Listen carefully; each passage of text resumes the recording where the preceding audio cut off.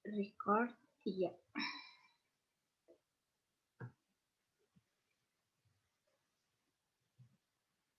Sebentar ya, malah hilang. Daryl.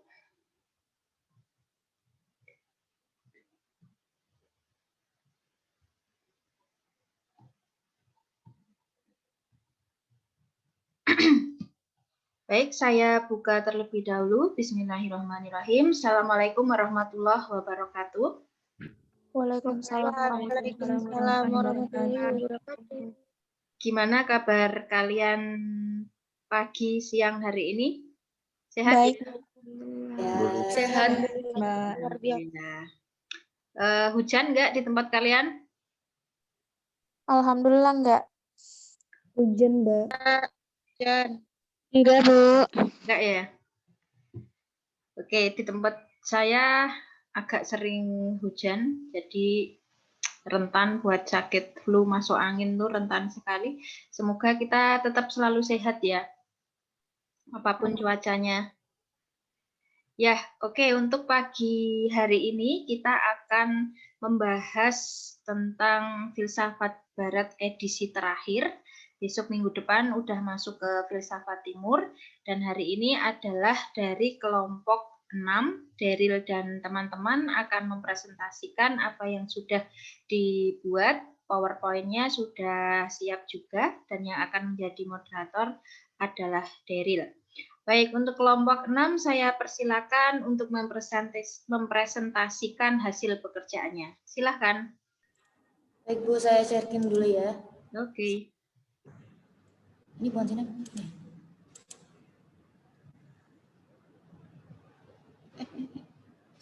Harus kamu gedein dulu deh.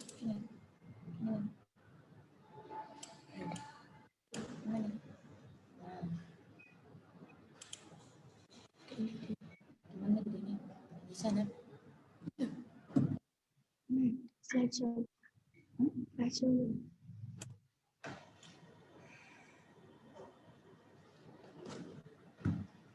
Selamat pagi semuanya. Selamat pagi. Selamat pagi buat dunia. Selamat pagi. Selamat pagi buat Mbak Ana selaku dosen pembimbing mata kuliah Filsafat Keilmuan dan teman-teman yang berbahagia. Pertama-tama marilah kita panjatkan syukur pada Tuhan Yang Maha Esa karena telah memberi rahmat kesehatan dan keselamatan sehingga kita dapat bertemu dalam kegiatan mata kuliah pagi hari ini. Adapun topik yang akan kami bahas adalah sejarah filsafat barat 4. Saya Daryl yang bertugas sebagai moderator pada presentasi hari ini. Saya akan membimbing jalannya diskusi pada hari ini. Adapun anggota kelompok saya adalah Kahim, Azalia Nebula, Aprianus yang sudah keluar, Josephine Brahma, Fauzi Abdullah, saya Gabriela Daryl, Hasan Toha, Ina Rofik, Mutahana, Itsanei, Nadila Iman, Nur Istaini, Nurina, Rizka, Yunindas, dan Zulfika. Sedangkan rangkaian acara yang akan kita lewati adalah yang pertama sesi pembukaan oleh saya, yang kedua sesi penyampaian dan penyajian materi oleh para pemateri yang ada nanti, sesi tanya jawab oleh Azalia Nebula, teman saya, dan sesi penutup oleh saya. Dan yang kelima adalah pemberian masukan dari dosen mata kuliah pada pagi hari ini. Sesi selanjutnya adalah proses penyajian materi. Saya persilakan pada rekan saya Aan untuk menyampaikan materi mengenai sejarah pemikiran Barat 4. Kepada Aan, waktu saya persilahkan. Bismillahirrahmanirrahim.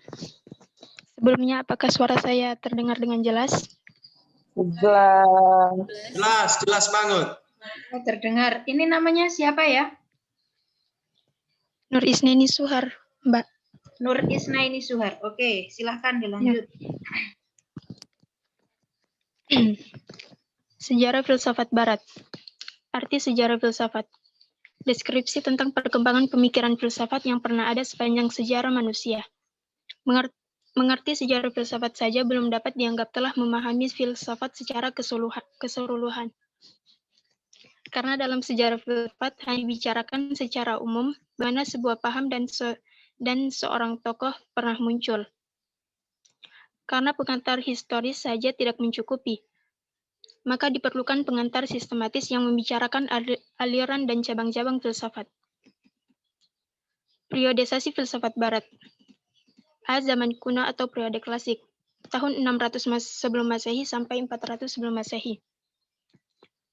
Para filsuf alam atau pra-Sokrates. Filsafat dimulai di Yunani sebelum Masehi. Kala itu para filsuf mulai menanyakan asal mula arsy atau alam. Oleh karena itu mereka disebut para filsuf alam. Sebelumnya jawaban mengenai peran alam bersifat metodologis. Maka itu terjadilah pergeseran orientasi mitologis ke kosmologis. Pada zaman ini, beberapa filsuf berusaha menjawab arsi alam. Yang kedua, zaman keemasan Yunani. Filsafat Yunani mencapai puncak pada era SPA atau Sokrates, Plato, dan Aristoteles. Sokrates muncul dengan suaranya yang termansur, God me Sauton, atau kenalilah dirimu sendiri. Sejak itu, pemikiran filsafat lebih mengarah pada hakikat manusia, alias perubahan dari corak kosmosentris ke antroposentris. Sokrates tidak meninggalkan karyanya dalam bentuk pustaka, kecuali kemudian nanti ditulis oleh muridnya. Karya filsafatnya tumbuh melalui kegiatan dialog intensif. Dari dialog tersebut, terkuaklah hakikat keadilan, kebenaran, dan kebahagiaan, dan sebagainya. Metodenya demikian lain disebut meutika tekne atau teknik pembidanan, yakni binan bagi lahirnya kebenaran atau hakikat.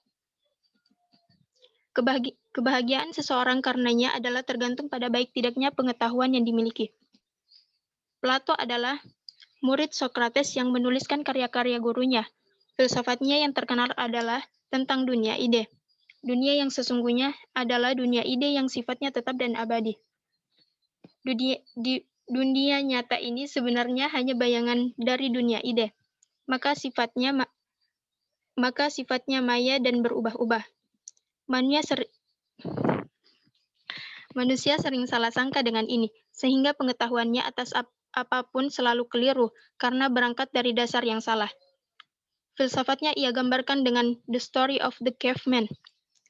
Filsafatnya merupakan jalan tengah antara Heraklitos atau bahwa segalanya berubah dan Parmenides atau segalanya yang tetap. Aristoteles adalah murid Plato yang menjadi penasihat Iskandar yang Agung atau Zulkarnain. Ia sedang mengentom di dunia di dunia sana, tapi suruh ada dunia sehari-hari, yakni berada pada benda-benda. Setiap benda katanya selalu diri hail atau materi dan morf atau bentuk. Meskipun sudah ada materinya atau bahan, benda takkan berwujud bila tak ada bentuk. Yang ketiga, zaman Helenisme. Helenisme berasal dari kata Hellas atau Yunani. Maksudnya, kebudayaan Yunani yang dibanjiri seluruh wilayah kerajaan Iskandar yang Agung, yang membentang dari India Barat hingga Mesir. Lalu lintas intelektualnya terpusat di Athena atau Yunani, Alexandria di Mesir, dan Antosia di Syria Sam. Kala itu ada 3 aliran filsafat yang ternama, yaitu Stoisme atau Zeno 333 sebelum Masehi. Ajarannya etis, bahwa manusia akan bahagia bila tindakannya didasarkan pada rasio sehat, sesuai akal budinya atau rasional, tidak emosional. Dalam keadaan ini akan mencapai apa yang disebut apatheia atau keadaan bebas tanpa beban. Yang kedua, Epikurisme atau Epicurus 341 sebelum Masehi. Ajarannya etis, dikatakan manusia harus memiliki kenikmatan sebanyak-banyaknya, tetapi kenikmatan tidak boleh memiliki kita. Itulah kebahagiaan yang sikap bijaksana untuk dapat membatasi diri. Yang ketiga, Neoplatonis atau Plotinus, tahun 205 sampai 270 sebelum Masehi. Filsuf Mesir, filsafatnya kondang dengan sebutan emanasi. Alam katanya adalah padleweran atau tumpahan emanasi dari yang esa dan yang kembali padanya. Ini terjadi karena adanya eros atau kerinduan pada ilahi. Zaman patristik dan skolastik, tahun 400 Masehi sampai 1500 Masehi. Ini adalah zaman para bapak-bapak gereja dan sekolah-sekolah biara. Terjadi pada penghujung zaman kuno dan abad pertengahan, yang memang menunjukkan kuatnya dominasi gereja atau iman Kristiani. Masa emasnya dicapai pada era patristik dan skolastik, selain oleh besarnya pengaruh dari para filsuf, Muslim, dan Yahudi, terutama pada periode yang mempersiapkan skolastik, yaitu sekitar tahun 900 dan 1200. Yang pertama, zaman patristik. Patres dalam bahasa Latin yaitu bapak-bapak gereja, pater, dibagi patristik Yunani dan patristik Romawi. Patristik Yunani atau patristik Timur dengan para tokoh Clement dan Alexandria tahun 150 sampai 215, Origenes tahun 185 sampai 254, Gregorius dan Hasiane 330 sampai 390, Gregorius dari Neza tahun 335 sampai 394, Basilius dari 330 sampai 379, dan Dionysius Areopagita kurang lebih tahun 500. Patristik Latin atau patristik Barat dengan tokoh Hilarius 315 sampai 357, Ambrosius 339 sampai 397, Hieronymus 347 sampai 307,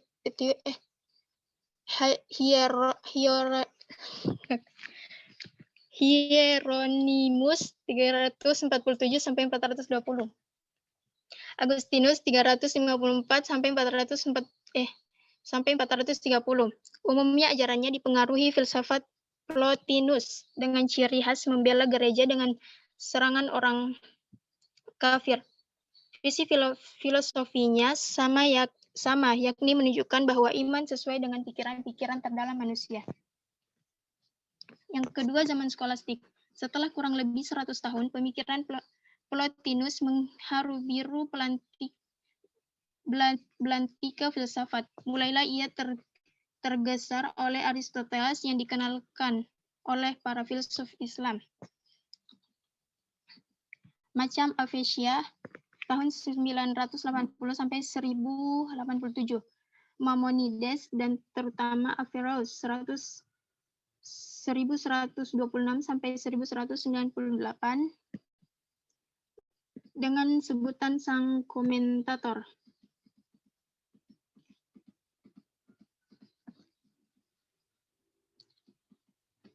Periode modern tahun 1500 Masehi sampai 1800 Masehi. Zaman ini muncul karena keinginan bangkit dari orang-orang barat yang merebut kejayaan. Tepatnya setelah runtuhnya 3 kerajaan besar Islam yaitu Mongol, Turki Utsmani, dan Safawi. Zaman ini dapat disebut sebagai antetesis pada corak filsafat abad pertengahan. Pada zaman ini membahas mengenai humanisentris, yaitu ilmu tentang kemanusiaan atau hakikat dari manusia. Pada periode modern dibagi menjadi 2 dekade, yaitu Renaissance dan zaman modern. Yang keempat, zaman sekarang, 1800 Masehi sampai sekarang. Jika abad 17 dan 18, filsafat barat didominir 3 aliran besar, rasionalisme, empirisme, dan idealisme, maka pada abad 19 dan 20 ini aliran-aliran baru bermunculan. Beberapa aliran tersebut antara lain sebagai berikut. Positivisme, Marxisme, eksistensialisme, fenomenologi, pragmatisme, neokantinisme, dan neotomisme. Yang terakhir, strukturalisme. Mungkin cukup sekian materi sejarah filsafat barat. Materi selanjutnya aliran positivisme yang dibawakan oleh rekan saya, Nadila.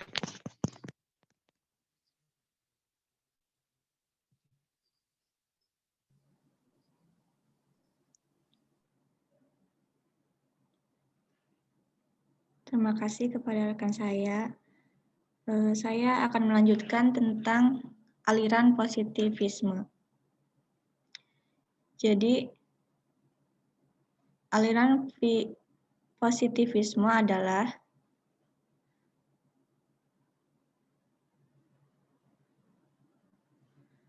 aliran filsafat yang berpangkal pada sesuatu yang pasti, faktual, nyata, dari apa yang diketahui dan berdasarkan data empiris. Data empiris yaitu data yang berdasarkan percobaan atau observasi. Jadi, dengan adanya positivisme berarti aliran filsafat yang beranggapan bahwa pengetahuan itu semata-mata berdasarkan pengalaman dan ilmu yang pasti, sesuatu yang maya dan tidak jelas dikesampingkan, sehingga aliran ini menolak sesuatu seperti metafisik dan ilmu gaib dan tidak mengenal adanya spekulasi. Pengetahuan demikian hanya bisa dihasilkan melalui penetapan teori-teori melalui metode saintifikasi yang ketat, yang karenanya spekulasi metafisik dihindari. Adapun pendiri sekaligus tokoh terpenting pada aliran positivisme adalah Auguste Comte. Auguste Comte adalah tokoh aliran positivisme yang paling terkenal.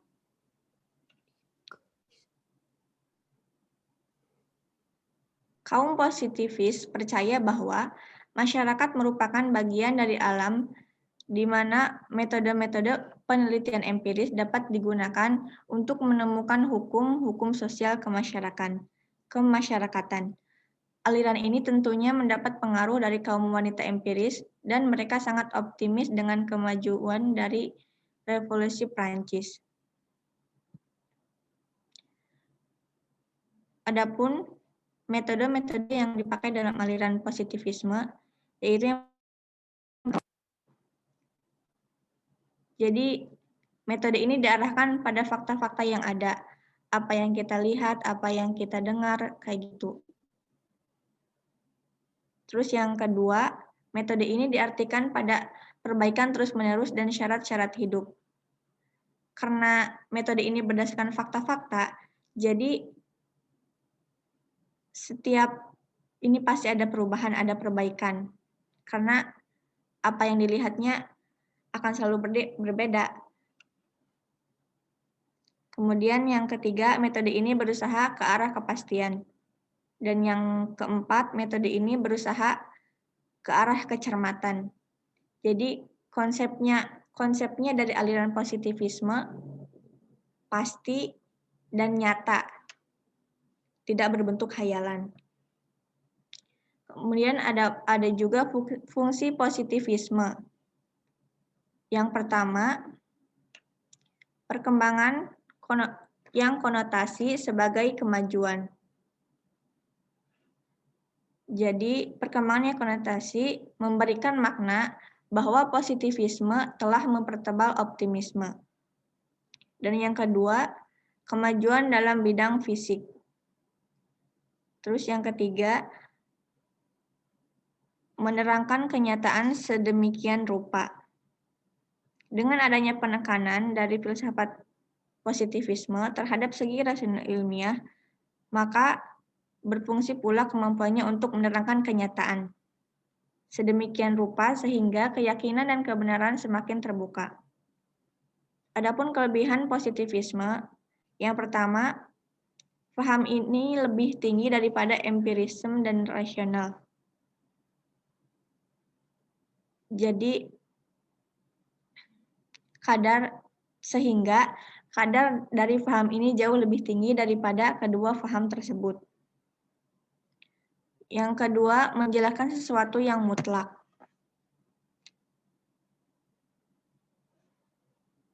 Hasil dari rangkaian tahapan yang ada di dalamnya menghasilkan sesuatu yang mana manusia akan mampu menjelaskan realitas kehidupan tidak secara spekulatif, arbitrary, melainkan konkret, pasti, dan juga pasti mutlak, teratur, dan valid. Dan yang ketiga, didorong untuk bertindak aktif, kreatif. Dengan kemajuan dan dengan semangat optimisme, orang akan didorong untuk bertindak aktif dan kreatif. Dalam artian, tidak hanya terbatas menghimpun fakta, tetapi juga meramalkan masa depannya. Dan yang keempat, mendorong fisik dan teknologi. Yang terakhir, menekan aspek rasional ilmiah. Adapun kelemahan dari positivisme, yang pertama, terpuruknya nilai spiritual dan sosial. Analisis biologik yang ditransformasikan ke dalam analisis sosial dinilai sebagai akar terpuruknya nilai-nilai spiritual dan nilai-nilai kemanusiaan. Yang kedua, banyak yang tidak percaya Tuhan. Akibat dari ketidakpercayaan terhadap sesuatu yang tidak dapatnya, maka paham ini akan mengakibatkan banyaknya manusia yang nantinya tidak percaya kepada Tuhan, malaikat, setan, surga, dan neraka. Padahal yang demikian itu di dalam ajaran agama adalah benar kebenarannya dan keberadaannya. Yang keempat, tidak dapat menemukan pengetahuan yang valid.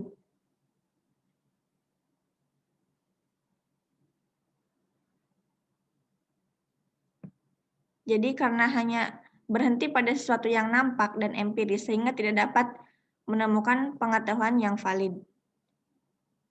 Dan yang kelima, melihat sesuatu yang nampak saja. Dan yang terakhir, terkesan lincar. Hukum 3 tahap yang diperkenalkan Comte mengesankan dia sebagai teorisi yang optimis, tapi juga terkesan lincar. Seakan setiap tahapan sejarah evolusi merupakan batu pijakan untuk mencapai tahapan berikutnya, untuk kemudian bermuara pada puncak yang digambarkan. Kemudian akan dilanjut oleh rekan saya, Saudara Ajis Hakim, akan menjelaskan tentang aliran analitik. Oke. Sebelumnya saya mau ngecek apakah suara saya terdengar jelas. Jelas. Terima kasih. Ya, Filsafat. terdengar. Ini siapa yang presentasi? Ajis Hakim. Ajis Hakim. Oke, silahkan. Filsafat analitik. Sejarah kemunculan aliran ini berkaitan erat dengan adanya forum diskusi beberapa filsuf di kota Wina, Austria. Forum tersebut bernama Lingkaran Wina atau Vienna Circle. Dalam forum ini, para filsuf duduk melingkar membahas konsep-konsep filsafat yang ilmiah. Mereka ingin membebaskan filsafat dari spekulasi-spekulasi yang tak logis. Lingkaran Wina bertahan cukup lama, kurang lebih sekitar 16 tahunan, dari tahun 1922 sampai dengan 1938. Forum ini kemudian bubar setelah salah satu anggotanya meninggal, yakni Moritz Schlick, dan juga karena pada waktu itu terjadi Perang Dunia II, perang antara pasukan gabungan komunis kapitalis melawan kaum fasis. Setelah dibubarkan, masing-masing anggota forum tersebut berpencar dan membuat poros baru dalam dunia filsafat. Salah satunya aliran analitik yang diprakarsai oleh George Edward Moore. Basis utama aliran ini berada di Britania Raya atau Inggris. Next.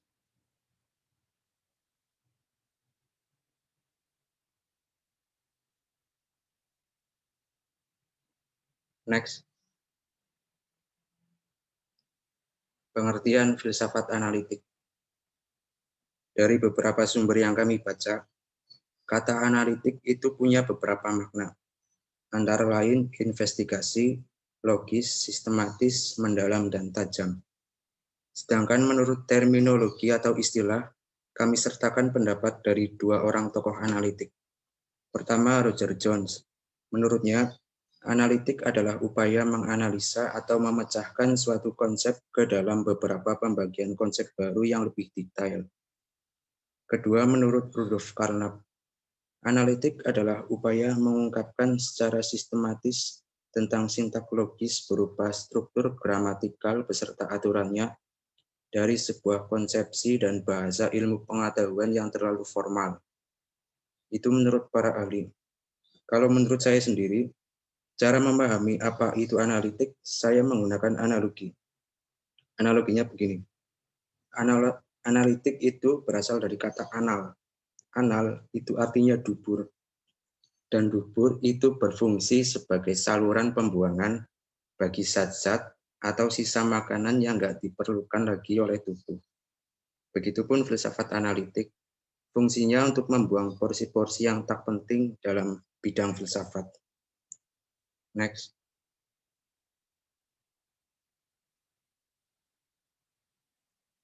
Corak pemikiran filsafat analitik. Aliran ini fokus utamanya pada klasifikasi makna dari konsep-konsep filsafat. Dan cara untuk menentukan klasifikasi tersebut menggunakan metode analisa bahasa. Filsafat analitik mengkategorikan filsafat itu sendiri ke dalam 4 klaster zaman. Pertama, kosmosentris. Zaman ini pembahasan dalam dunia filsafat itu seputar alam. Semisal pertanyaan kenapa hujan turun, kenapa bisa terjadi malam, dan lain sebagainya. Yang kedua, teosentris. Filsafat pada era ini menjadikan Tuhan sebagai objek pembahasan. Semisal, apakah Tuhan itu ada atau sebenarnya tidak ada? Apakah surga itu fakta atau sebenarnya fiksi belaka? Dan pertanyaan-pertanyaan serupa lainnya. Ketiga, antroposentris. Zaman ini yang dibahas dalam dunia filsafat adalah manusia. Ini eranya filsuf-filsuf seperti Karl Marx yang membahas manusia dari segi kemakmuran dan kesetaraan sosial. Juga eranya John Locke, Sigmund Freud, dan tokoh-tokoh lainnya yang membahas manusia dari aspek psikologinya. Yang terakhir, logosentris. Fokus utamanya pada logika dan keilmuan. Era ini menjadi babak peralihan dari zaman modern menuju zaman posmo atau kontemporer atau sekarang. Next. Tokoh analitik. Pencetus pertama aliran ini adalah George Edward Moore. Namun, dua tokoh besar yang mengembangkan gagasan analitik adalah Bertrand Russell dan William Wilkinson.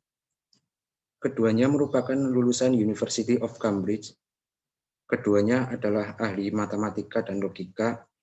Karya keduanya ada banyak sekali dan tak perlu dilakukan. Dan keduanya menjadi filsuf-filsuf paling berpengaruh di abad ke-20. Yang jadi pembeda antara keduanya adalah Russell itu dosennya Wilkinson dan Wilkinson itu muridnya Russell. Itu saja dari saya.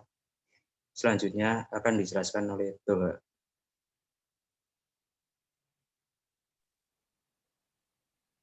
Baik, sebelumnya saya ingin memastikan apakah suara saya sudah bisa terdengar dengan jelas.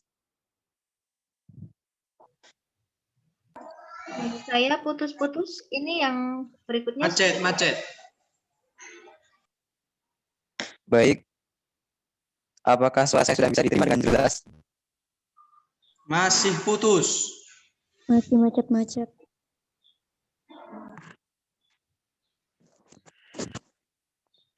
Cek, saya ulang.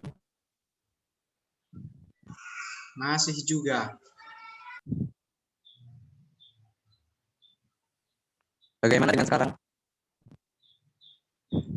Macet Bang Toha.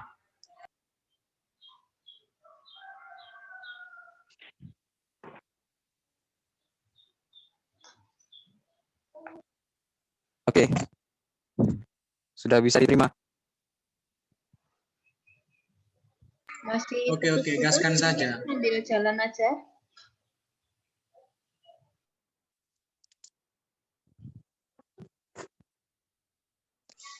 Oke.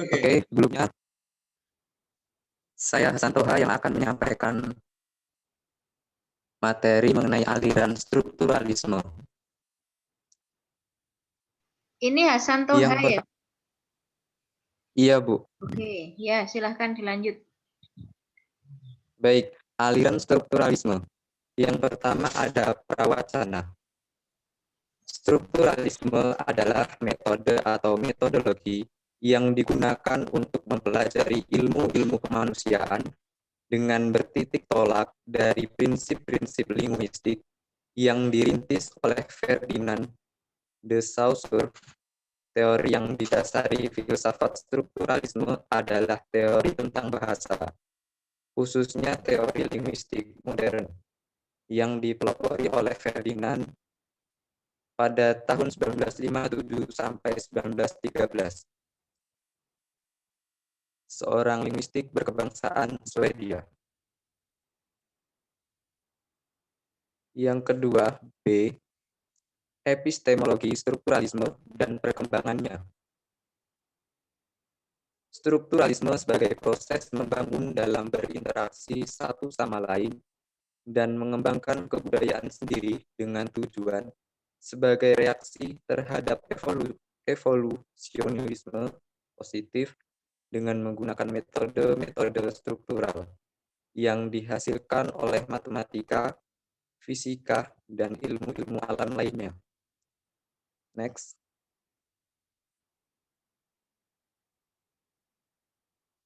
Kemudian yang C, Claude Lévi-Strauss.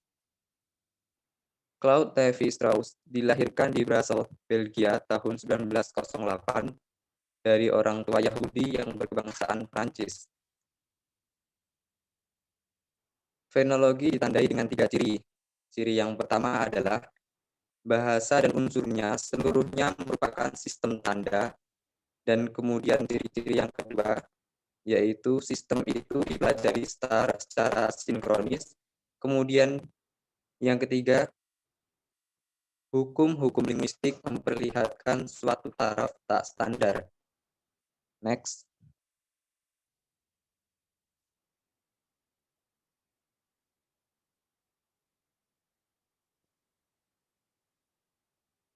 Yang pertama, Jacques Lacan. Jacques Lacan adalah salah satu tokoh dari strukturalisme yang menganggap Lévi-Strauss telah meninggalkan psikoanalisa Freud sebagai satu-satunya sumber inspirasi bagi usahanya di bidang strukturalisme dan lebih mementingkan taraf tak standar, tak sadar. Ia dilahirkan di Paris dan belajar ilmu kedokteran serta psikiatri di kota asalnya pada tahun 1901 sampai dengan 1981. 2. Roland Barthes. Tokoh ini yang memainkan peran penting dalam aliran strukturalisme pada tahun 60-an dan 70-an di Paris 1915 sampai 1980. Pemikiran-pemikirannya tidak jauh dari beberapa filsuf yang menjadi pengaruh dalam hidupnya. Ia melukiskan stereotip-stereotip tentang kehidupan. Dengan demikian, Barthes menganggap realisme terdiri bukan atas meniru yang real, melainkan atas meniru suatu tiruan yang real dari yang real. Kemudian ada Louis Althusser. Pemikiran Althusser bertentangan dengan pemikiran tradisional karena ia menganggap bahwa Marx kelihatan kepetakan epistemologis suatu over epistemologis. Keretakan itu berlangsung sekitar tahun 1845 sampai dengan tahun 1850. Next.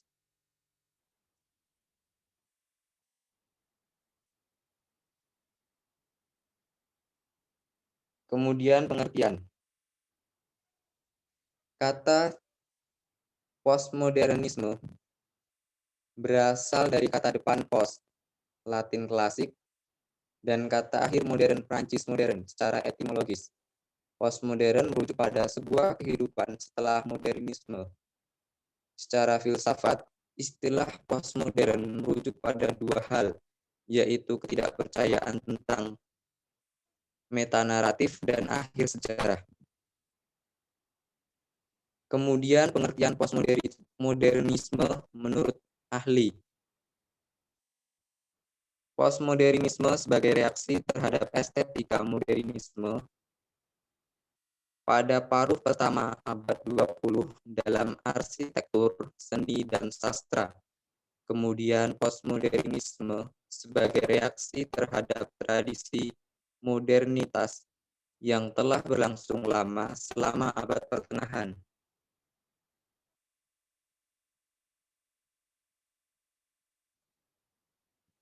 Adapun pengertian diungkapkan oleh para tokoh. Yang pertama, Temutus Vermeulen. Istilah postmodernisme telah digunakan selama bertahun-tahun untuk merujuk pada berbagai macam hal, yaitu periodenisasi sejarah, pandangan hidup, teori filsafat, kondisi psikologis, berakhirnya sejarah, serta program emansipasi. Kemudian ada tokoh Lucretius dan Condit pada tahun 1999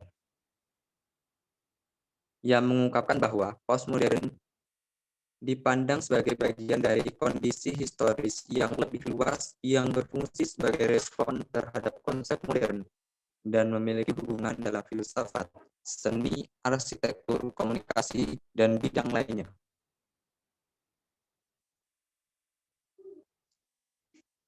Dan ada tokoh dari Matthew Fliessfeder tahun 2017 yang mengatakan bahwa postmodernisme adalah sebuah teori budaya yang membandingkan beberapa elemen, yaitu suatu pendekatan budaya dan sejarah melalui sebuah kritik metanaratif.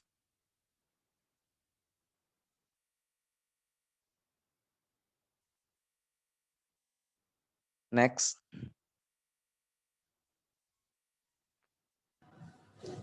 Selanjutnya akan saya lanjutkan.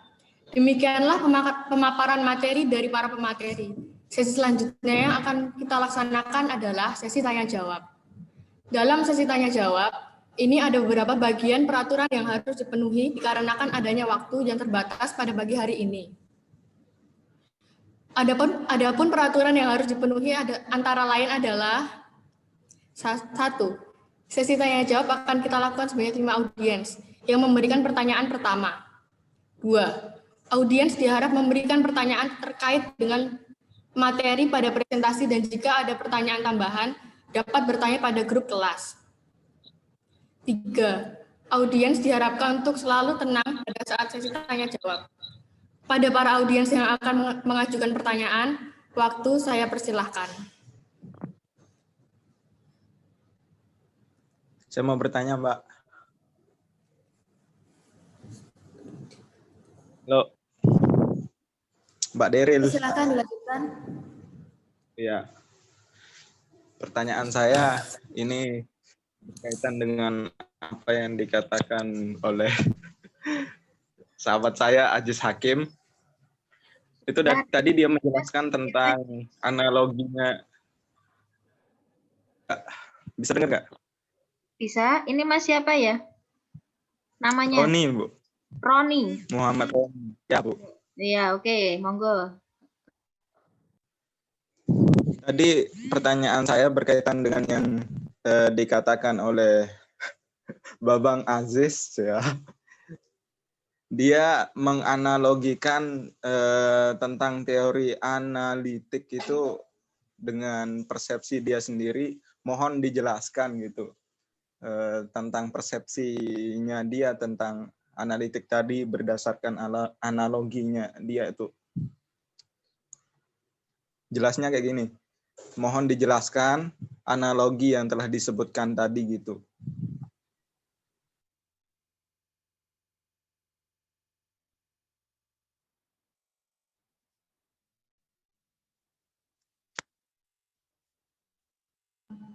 Oke, baik, ditunggu ya. Kelompok kami sedang membicarakannya.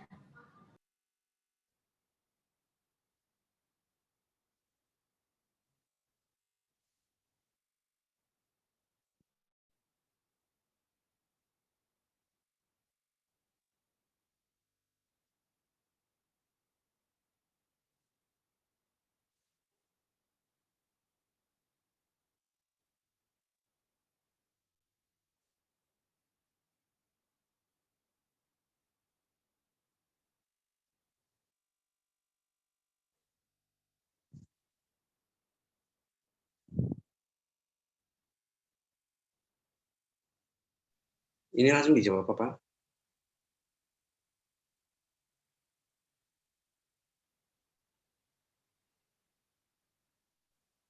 Langsung dijawab saja satu persatu ya, Haji.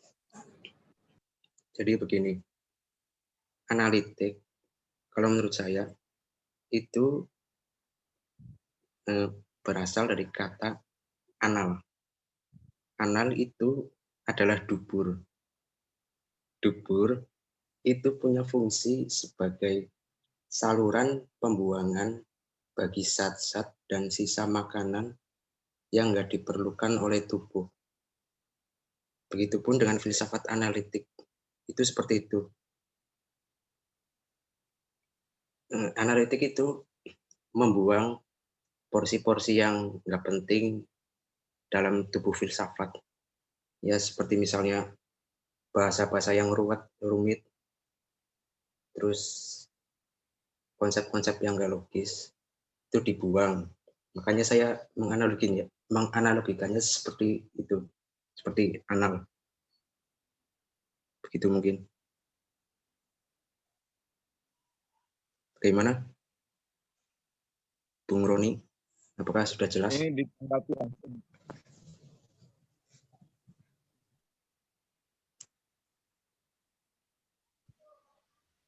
Gimana Mas Roni? Ya, izin Bu. Jadi yang katanya Bang Aziz tadi yang dibuang itu kan hal-hal yang tidak penting. Nah, saya timbul pertanyaan lagi, yang dibuang itu apa teorinya? Apa hal yang tidak penting itu seperti apa gitu? Itu hal-hal yang tidak penting seperti bahasa-bahasa yang terlalu sulit, bahasa yang tidak membumi, bahasa-bahasa yang oleh orang awam itu gak bakal paham kalau kita jelasin. Jadi mempermudah semua kalangan untuk bisa paham apa itu filsafat. Itu.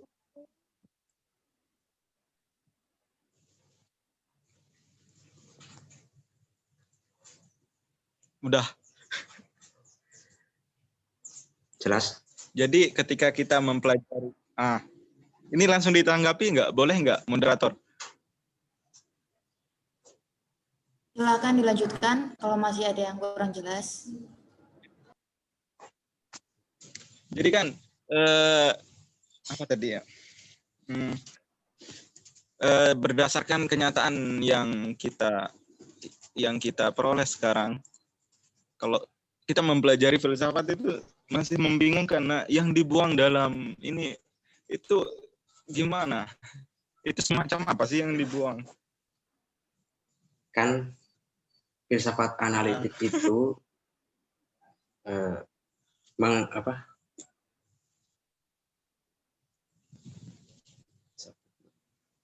Jadi ketika kita mempelajari filsafat analitik itu berarti kita bisa dengan mudahnya belajar filsafat gitu.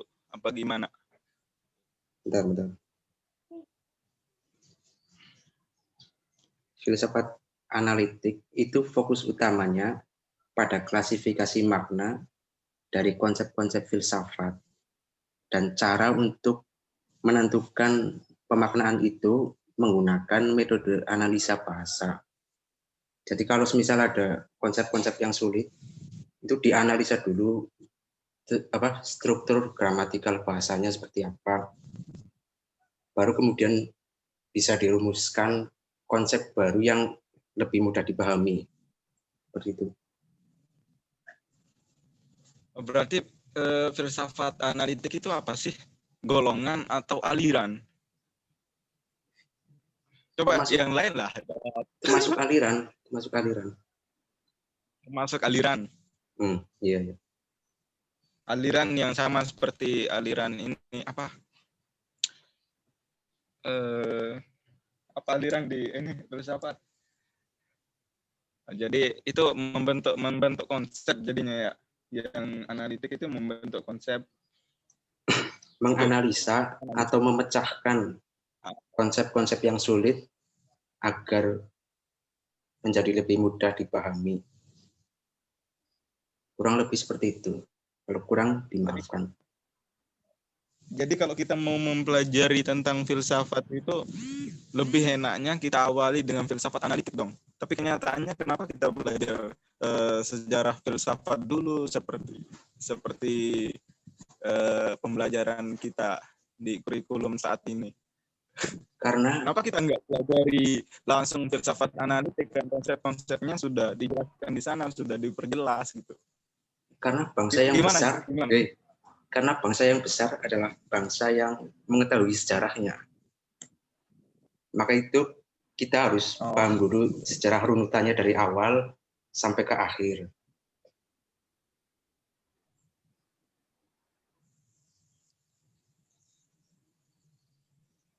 Bagaimana? Berarti pelajaran-pelajaran yang kita peroleh dari buku-buku itu merupakan filsafat analitik ya? Atau gimana? Ya, bukan lah. Apa ya?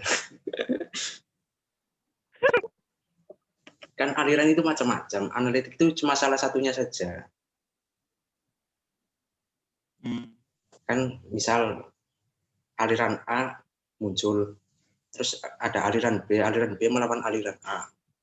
Terus ada aliran C melawan aliran B. Begitu terus sampai musnah.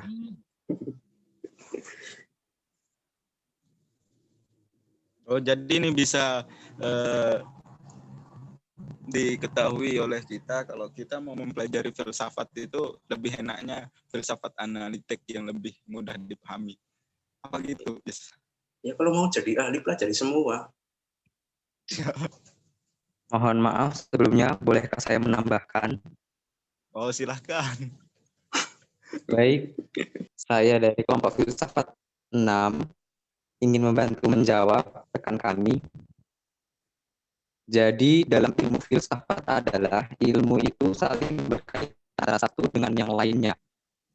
Maka dari itu antara konsep yang dikemukakan oleh para ilmuwan satu dengan yang lainnya saling berhubungan dan saling melengkapi. Jadi tidak bisa kalau kita hanya menggunakan satu konsep saja dalam ilmu filsafat. Karena pada dasarnya saling melengkapi dan saling mengisi dan saling memberikan kebermanfaatan. Terima kasih, mungkin cukup.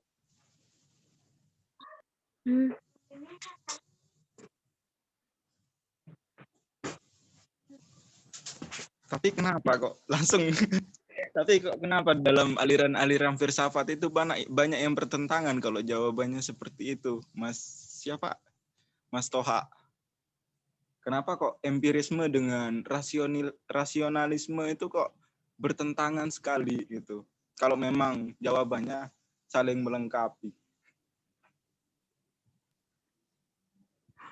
Baik, untuk hal itu tersebut, pertanyaan.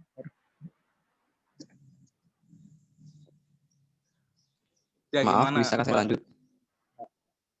Ya. Baik, antara teori memiliki jenisnya masing-masing.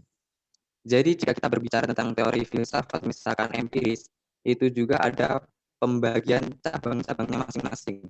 Tidak keluar dari konteks filsafat empiris. Mas Roni, karena bertentangan itu perbedaan, dan perbedaan itu saling melengkapi satu sama lain. Jelas ya? Jadi kesimpulannya gimana? Simpulkan sendiri dong. Oh ya, iyalah. Untuk kesimpulan akan kami bacakan pada akhir presentasi. Terima kasih. Oke, saya menambahkan untuk dari pertanyaannya Mas Roni tadi ya terkait dengan pernyataan atau analogi dari Mas Aziz Hakim. Aziz Hakim benar ya? Aziz Hakim. Tadi terkait dengan filsafat analitik ya. Filsafat analitik itu kan penggagasnya itu dari tokoh-tokoh lingkar Wina. Mungkin nanti bisa dibaca lagi di buku atau di jurnal di internet, bisa dicari tentang lingkar Wina. Ini kan tokoh-tokohnya itu seperti yang disampaikan, saya mengerti maksudnya Mas Aziz Hakim itu terkait dengan yang tidak penting itu kemudian dibuang. Itu maksudnya adalah para pemikir di lingkar Wina ini atau penggagas dari filsafat analitik ini, mereka itu memiliki pemikiran bahwa hal-hal yang sifatnya itu tidak mudah dicerna atau istilahnya metafisis ya. Metafisis itu mereka tolak. Jadi yang kemudian mereka pikirkan itu adalah hal-hal yang sifatnya empiris atau yang nampak seperti itu. Kemudian dalam filsafat analitik ini yang dibahas kemudian adalah bahasanya. Tidak cukup hanya pada idealismenya saja atau rasionalismenya saja. Sehingga itu adalah sebuah perkembangan dari apa yang ada sebelumnya.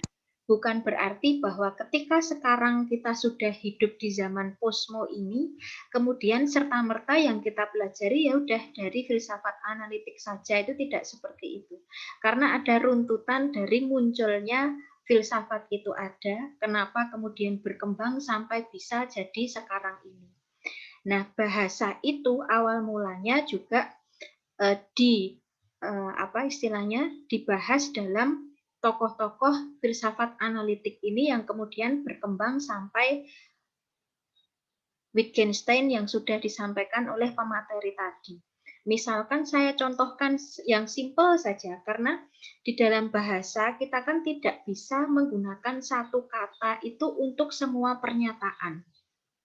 Misalkan kata nilai ya, kata nilai itu kan kita bisa mengaplikasikannya dalam pernyataan-pernyataan tertentu saja. Misalkan dalam nilai mata kuliah, kemudian nilai etika seseorang misalkan. Tetapi ketika kita mau bicara tentang nilai suatu barang atau yang kemudian kita sebut sebagai harga, kemudian nilai-nilai yang lain itu kan nilai dalam sebuah permainan yang kemudian kita sebut sebagai skor misalkan. Nah, itu kan ada kata atau bagian dari bahasa yang tepat untuk penggunaannya dalam suatu pernyataan. Dalam filsafat analitik inilah yang kemudian itu dibahas bagaimana penggunaan bahasa itu tepat di dalam sebuah pernyataan. Jadi tidak cukup hanya dalam idealisme atau rasionalisme saja, tetapi penggunaannya ketika diaplikasikan itu juga tepat sasaran gitu. Jadi bahasa menjadi sangat penting ketika dimulai dari para tokoh analitik itu yang berkembang kemudian menjadi filsafat bahasa, dan sampai saat ini bahasa juga semakin berkembang. Bahkan saat ini kan juga ada bahasa gaul ya istilahnya. Nah, oke, ini saya baru baca chat dari Roni, saya kira mau menanggapi. Jadi bahasa itu kan dari waktu ke waktu kan semakin berkembang. Bahkan sekarang aja kan bahasa itu ada bahasa gaul yang dibalik-balik.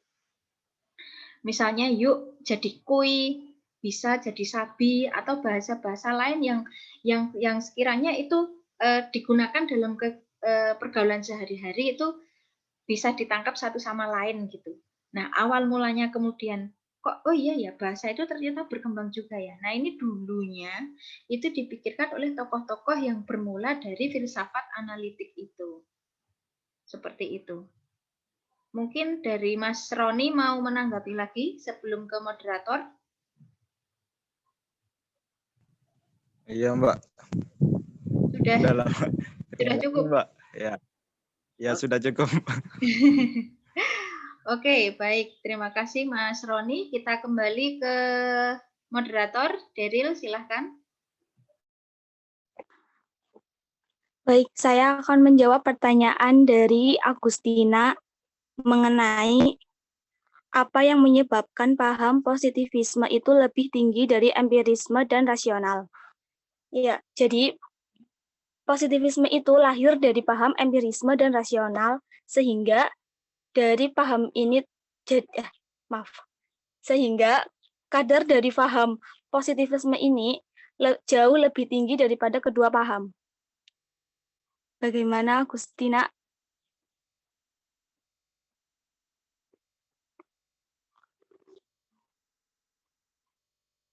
Maaf sebelumnya, apakah suara saya terdengar? Suaranya di sini putus-putus. Kamu bisa tolong diulangi? Oke. Ya, jadi kan tadi Agustina bertanya, apa yang menyebabkan paham positivisme itu lebih tinggi dari empirisme dan rasional? Jadi, positivisme itu lahir dari adanya paham empirisme dan rasional, sehingga kadar dari paham positivisme itu jauh lebih tinggi daripada kedua paham tersebut.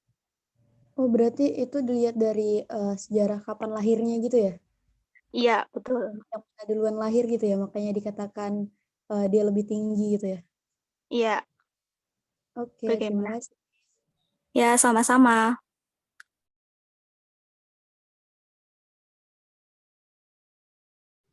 Oke, saya tambahkan ya untuk pertanyaan dari Agustina tadi terkait dengan positivisme berdasar empiris dan rasional kemudian dikatakan lebih tinggi. Basicnya memang positivisme ini tahapnya dulu adalah tahap teologis, tahap metafisis, kemudian tahap positivisme. Tahap teologis itu merupakan masih berkepercayaan tentang hal-hal yang sifatnya ketuhanan.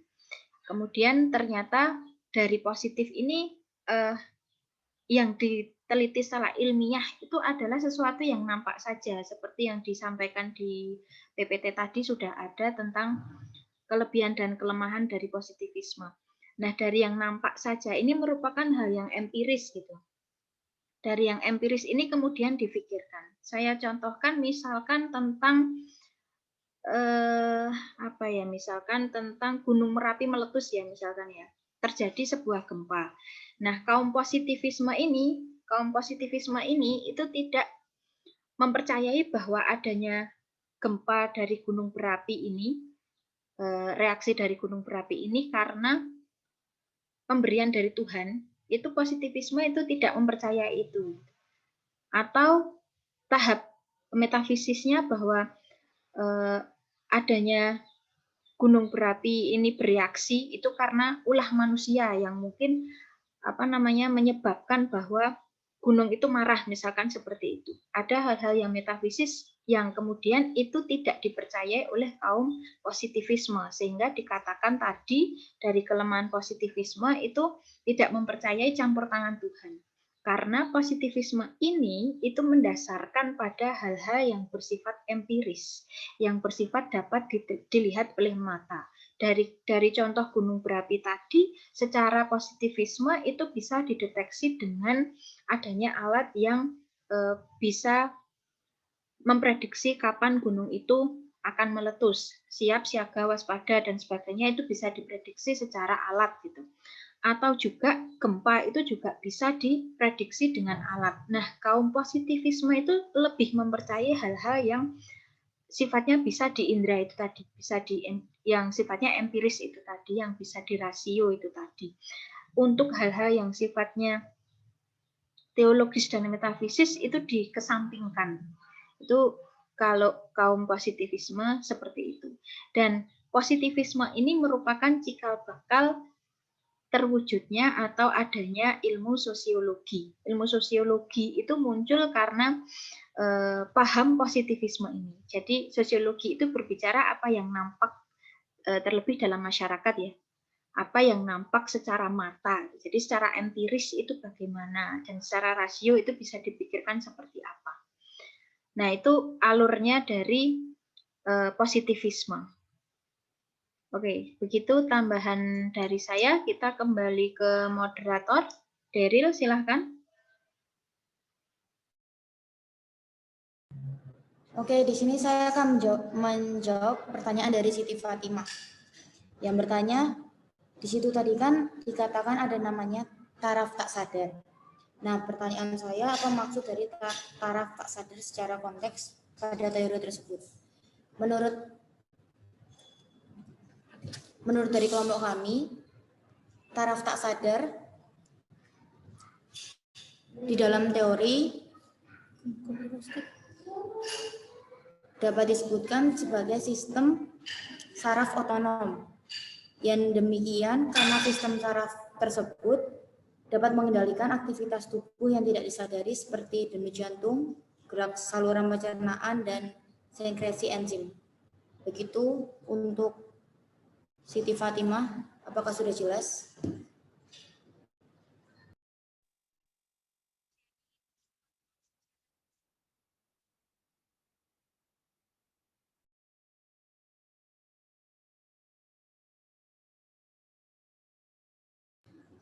Untuk Siti Fatimah, apakah ada yang ingin ditanyakan lagi?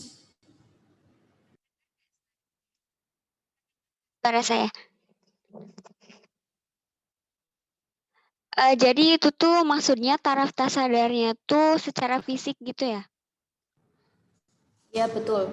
Menurut pemaparan dari kelompok kami ya seperti itu, fisik manusiawi yang tidak sadar dan baik, terima gimana? kasih. Sama. Sudah Daryl, terima kasih. Baik, Siti Fatimah.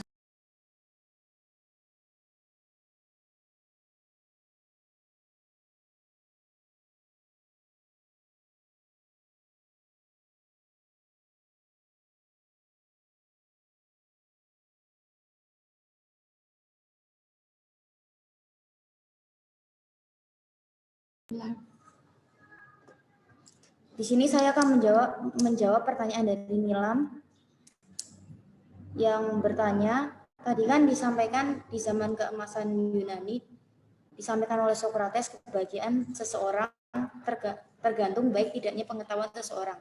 Ini maksudnya gimana? Nah, menurut pemaparan dari kelompok kami, pendapat dari kelompok kami adalah bahwa seseorang yang memiliki banyak pengetahuan membuat orang itu bahagia. Bahagia oleh hal-hal yang dia temukan dari berbagai pengetahuan itu. Membuat dia bahagia karena belum tentu orang lain yang bisa menemukan apa yang dia temukan itu. Jadi seseorang yang bisa bahagia ketika dia mempunyai pengetahuan dan faktor lingkungan inilah yang bisa mempengaruhi kebahagiaannya juga, karena dari lingkungan ini dia bisa menemukan hal-hal baru tersebut. Begitu Nilam Cahaya, apakah sudah jelas? Apakah yang ingin bertanya lagi?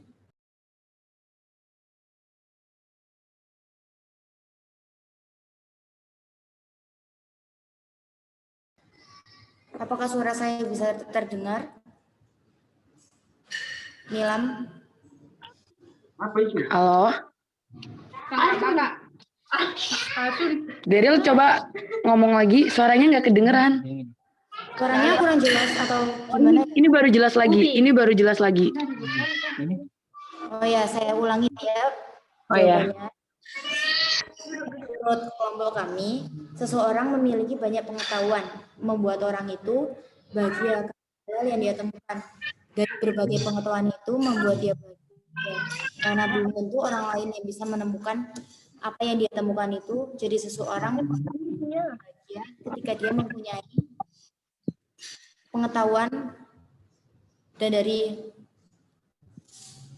faktor lingkungan ini bisa mempengaruhi kebahagiaannya juga, karena dari lingkungan ini dia bisa menemukan hal-hal baru tersebut. Apakah kurang jelas? Iya, udah jelas. Terima kasih Daryl dan kelompok. Sama-sama Nilam.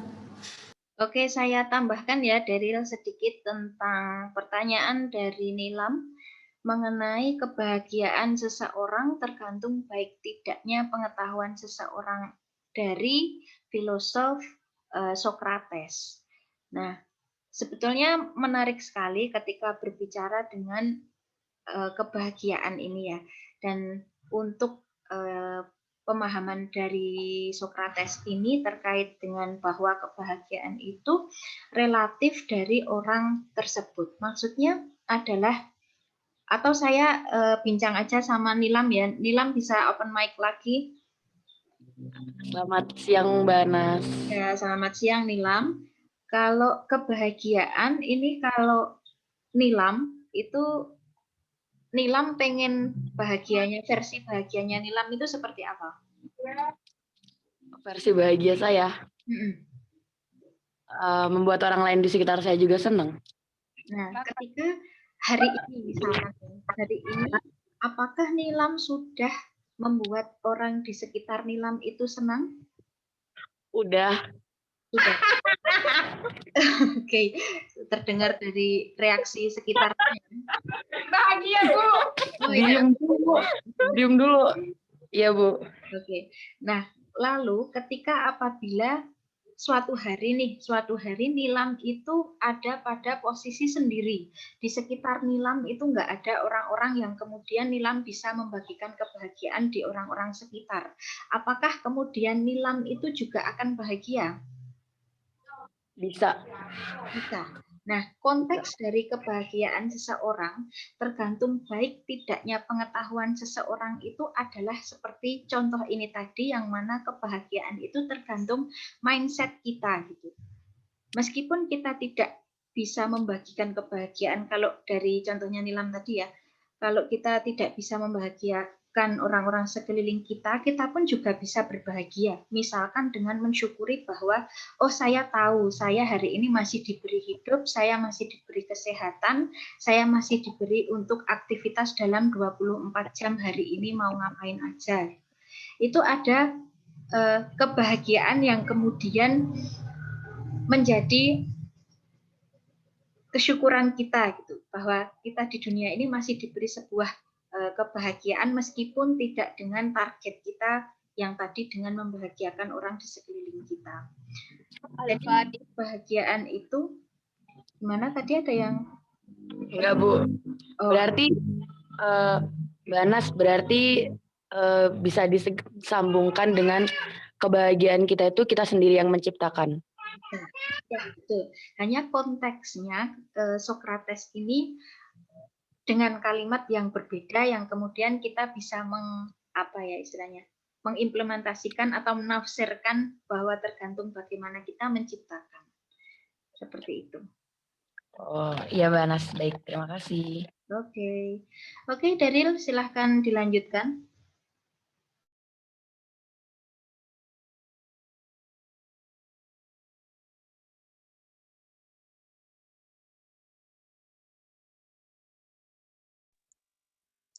Baik, saya akan menjawab pertanyaan dari Saudari Siti Fatimah yang bertanya bahwa strukturalisme itu proses membangun interaksi dan mengembangkan budaya sendiri. Berarti hubungannya dengan matematika, fisika, dan ilmu-ilmu alam lainnya itu bagaimana ya? Terima kasih. Baik, dari paparan aliran strukturalisme sudah dijelaskan bahwa terdapat dua pengertian utama yang menjadi acuan kita dalam mempelajari aliran strukturalisme. Jika ditanya tentang keterkaitan antara hubungan dengan matematika, fisika, dan ilmu-ilmu alam itu merupakan cara berpikirnya kita dalam memahami suatu konsep, karena dalam filsafat juga memerlukan beberapa disiplin ilmu yang di situ kita dituntut untuk paham terhadap kaitannya dengan filsafat. Sebagai contoh, pengertian strukturalisme mempunyai dimensi epistemologi. Aliran filsafat strukturalisme pada pengertian ini memberikan status ilmiah pada ilmu-ilmu yang berkaitan dengan matematika, fisika, dan ilmu-ilmu alam. Untuk mempelajari ilmu-ilmu tersebut dengan bertitik tolak dari prinsip-prinsip linguistik yang dirintis oleh Ferdinand dan Saussure. Di sini sebagai ilmu-ilmu yang dalam terminologi Dilthey disebutkan bahwa ilmu-ilmu pengetahuan alam dan sebagainya sebagai dasar pemikiran. Terima kasih. Mungkin ada yang ingin menambahkan dari kelompok 6 filsafat.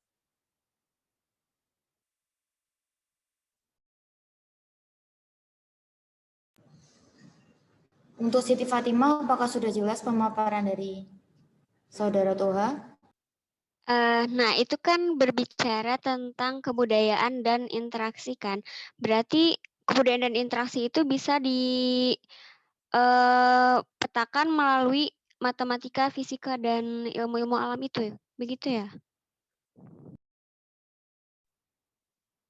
Tentu bisa, karena budaya dan interaksi itu dapat kita dapatkan dalam berbagai ilmu. Budaya merupakan suatu penerapan apa yang telah kita pelajari dan juga apa yang telah kita kaji bersama. Budaya dan juga pengetahuan tersebut saling berkaitan untuk membentuk suatu ilmu yang utuh. Terima kasih.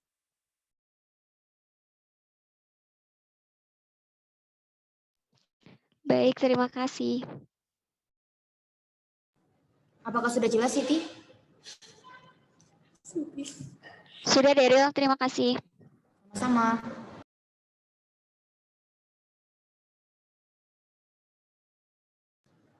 Oke, karena waktunya terbatas, kami batasi 5 pertanyaan yang sudah ditanyakan oleh para audiens. Dengan berakhirnya presentasi, maka presentasi pun hari ini saya akhiri. Saya selaku moderator mewakili anggota kelompok saya, meminta maaf jika ada kesalahan yang baik disengaja maupun... Kesimpulannya belum? Oh iya. Baik, saya akan membacakan kesimpulan.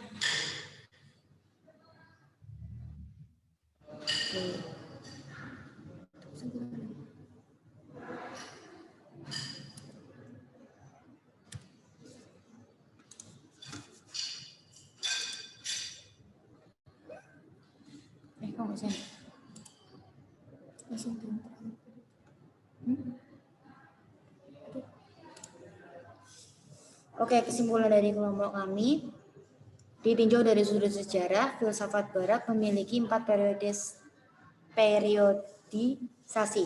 Periodisasi ini didasarkan atas corak pemikiran yang dominan pada waktu itu. Pertama adalah zaman kuno. Ciri yang menonjol dari filsafat kuno adalah ditunjukkannya perhatian terutama pengamatan gejala kosmik dan fisik sebagai ikhtiar guna menemukan asal mula yang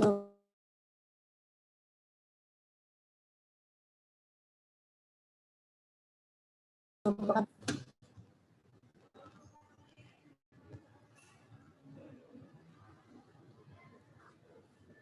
begitu kesimpulan dari kelompok kami.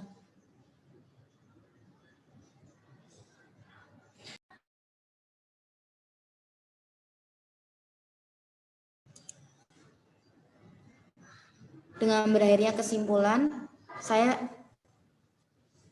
selaku moderator mewakili anggota kelompok kami minta maaf jika ada kesalahan yang baik sengaja ataupun tidak disengaja. Terima kasih dan waktu sepenuhnya saya kembalikan pada Mbak Anas. Oke, terima kasih kelompok 6 sudah mempresentasikan dengan baik dan tertata. Ini tumben Bang Akmal nggak join apa ya? Tidak masuk mungkin ya. Tumben nggak nanya. Oke, saya mau menambahkan aja terkait dari apa yang disampaikan. Gimana? Sepertinya ada yang speak up. Kan tadi Ibu nanya Akmal ada nggak? Ada nggak? Ada. Oke, Akmal. Kok tumben nggak bertanya, Akmal? Lagi nggak pengen nanya? Pengen belajar dulu, Bu. Oke, Akmal. Saya kira nggak join.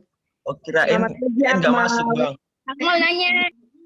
Seriusan kirain nggak masuk. Soalnya nggak ada suaranya dari tadi. Iya, tadi aku cariin. Iya, oke. Masuk kok ini, Akmal. Oke, baik. Saya hanya akan menambahkan sedikit dari apa yang sudah disampaikan oleh kelompok 6 tadi. Yang belum disinggung adalah yang postmodern malah ya, yang postmodern. Jadi kenapa kok ada modern, kok kemudian ada postmodern? Nah, mungkin besok ketika kita sudah tua itu juga zamannya juga akan berganti lagi gitu. Mungkin akan disebut apa? Bahkan sekarang kan sudah ada milenial ya, milenial yang mungkin juga itu nanti akan dituliskan atau digaungkan akan menjadi struktur sejarah di dunia gitu. Nah, terkait dengan posmo ini adalah keberlanjutan dari modernisme tentunya. Di modernisme ini merupakan lanjutan dari dulunya adanya yang bersifat teosentris dari abad pertengahan, kemudian muncul berbagai aliran, munculnya berbagai aliran yang rasionalisme, empiris, ini merupakan awal mula dari zaman modern, yang mana semua kebebasan benar-benar menjadi bebas, istilahnya kan seperti itu. Nah, zaman posmo ini karena diawali atau kontinu dari zaman modern yang bebasnya benar-benar bebas ini tadi, zaman posmo ini lebih bebas lagi istilahnya. Nah, misalkan saya contoh ketika dalam bidang seni ya,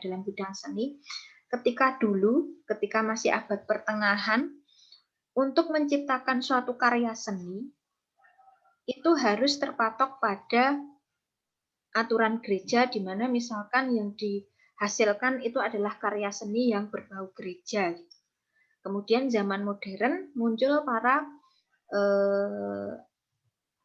seniman-seniman yang luar biasa, yang kemudian lukisan-lukisan atau hasil karya seni itu menjadi bebas gitu. Jadi bebas mau berkarya seperti apa. Nah, zaman posmo ini semakin bebas lagi. Misalkan lukisan manusia itu kan bisa tubuhnya manusia tetapi kepalanya binatang atau tangannya tumbuhan. Atau dalam kartun misalkan kayak siapa itu namanya yang di SpongeBob tupai bisa masuk di dalam air itu siapa namanya? Sandy. Ya, Sandy.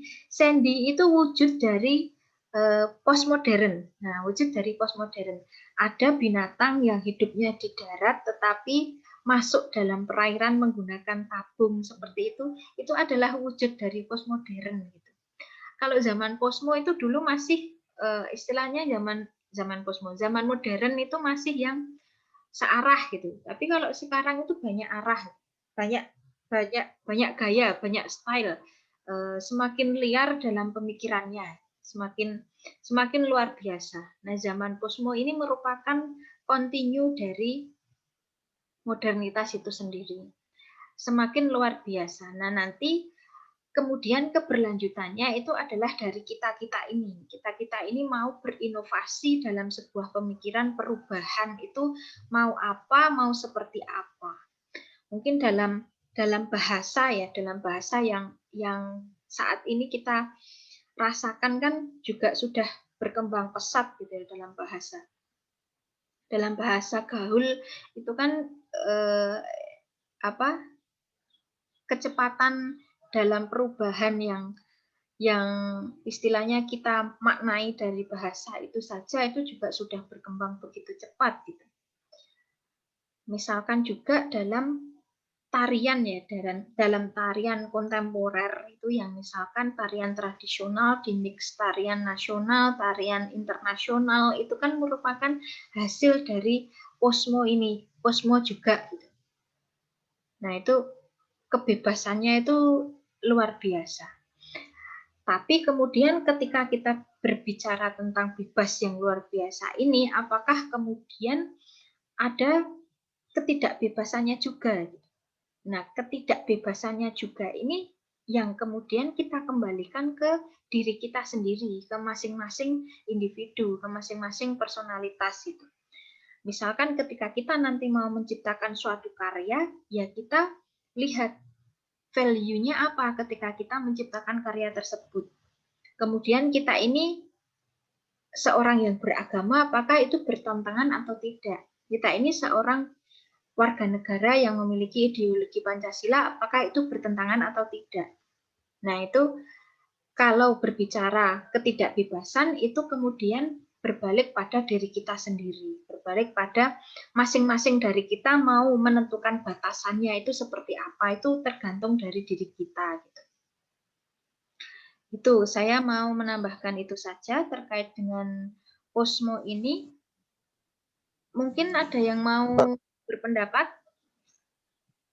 Iya Mbak, mau tanya lagi sedikit Ya, aja. Kalau zaman kita sekarang itu dinamakan zaman apa dalam berfilsafat, Mbak? ini masih zaman posmo. Oh, ya. Iya, makanya saya postmodern atau kontemporer itu juga disebut seperti itu. Makanya saya bilang tadi PR kita selanjutnya nanti kalau kita tua mungkin akan ada lagi sebutan zaman gitu. Sebutan zaman setelah masa sekarang ini tuh apa gitu. Mungkin besok itu ada gitu.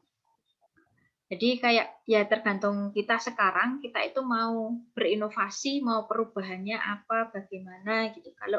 Kalau tentang gen itu kan sudah ada gen milenial ya, itu kan sudah ada. Nah mungkin kalau itu dibakukan secara universal itu juga bisa kemudian disebut ada zaman milenial itu mungkin bisa dibakukan secara universal. Cuman kan untuk sampai saat ini nama milenial itu kan hanya sebutan gen untuk gen X, gen Y, gen Z itu kan hanya itu kan sebatas sebutan gen saja itu. Jadi anak kelahiran tahun sekian sampai tahun sekian itu sebutannya apa. Bukan yang ranah zaman seperti modern kemudian postmodern gitu.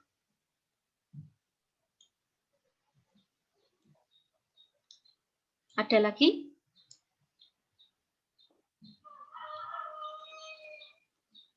Oke, kalau sudah cukup, saya cukupkan untuk pertemuan kita pada pagi hari ini. Kita sambung lagi. Minggu depan kita sudah berpindah ke filsafat timur ya. Kita ke Cina dan ke India dengan kelompok 7. Kelompok 7 saya tunggu materi yang sudah dikerjakan, PowerPoint dan juga makalahnya. Ya, Mbak. Kelompok 7? Oh, kelompoknya Nilam? Iya, Mbak. Oke, Nilam. Baik, kita tunggu minggu depan dengan Nilam, Nilam dan teman-teman untuk menyampaikan materi filsafat timur dimulai dari India dan juga Cina. Terima kasih teman-teman sudah menyimak dengan baik. Kelompok 6 juga terima kasih sudah berjalan dengan baik presentasinya. Selamat melanjutkan perkuliahan. Setelah saya mungkin ada bahasa Inggris ya? Iya, Mbak. Ya, oke. Baik, saya akhiri. Selamat siang. Wassalamualaikum warahmatullahi wabarakatuh. Waalaikumsalam warahmatullahi wabarakatuh. Waalaikumsalam warahmatullahi wabarakatuh. Makasih. Minggu depan nanya ya, Akmal.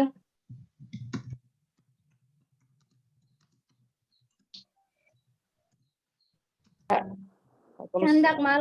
Waalaikumsalam warahmatullahi wabarakatuh. Sampai ketemu lagi teman-teman semuanya. Siapa yang ngomong?